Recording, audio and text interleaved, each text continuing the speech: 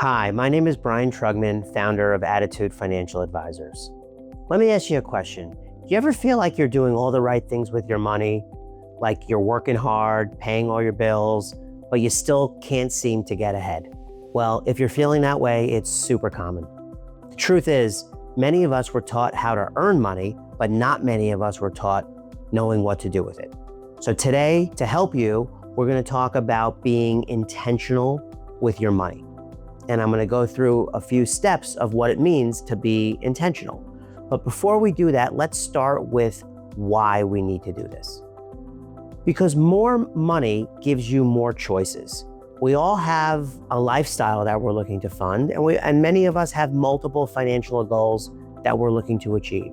So if there's no plan and we're not spending with intention, it's less likely you're going to hit your target and reach your goals in a reasonable amount of time. But those that have a plan and are more intentional with their spending, they know when to say yes and when to say no, they're more likely to fund the goals that they have for themselves.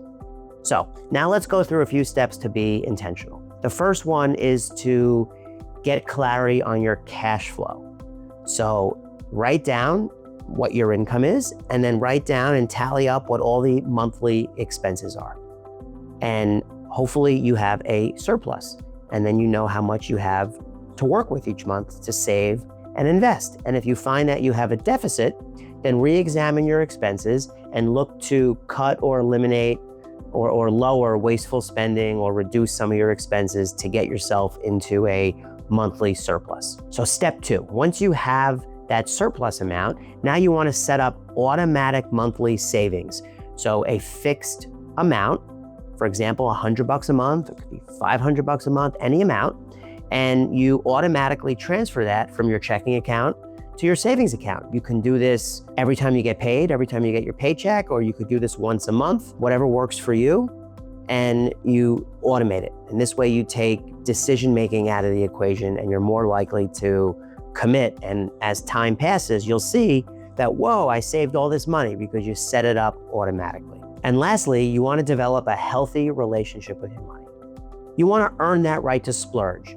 If several months go by and you're following your budget and you're living within your means, then it's inevitable that some large expense is going to come up, or you'll have the opportunity to indulge or splurge a little, and that's okay. We all do it. I do it too. But when you've lived within your means and you're following your game plan for most of the months, then it's okay to splurge, feel good about it. You're only human. And if you've splurged a little bit lately, then it's time to cut back and go back to the plan of, living within that budget and living within your means. I think being intentional with your money is by far one of the most important things one can do. You change your attitude about money. You're empowered to say, no, I'm not going to spend my money that way this time. Or the opposite. You know what? It's okay. I am going to indulge. I am going to splurge. I've earned the right to do it. I've been good for so many months.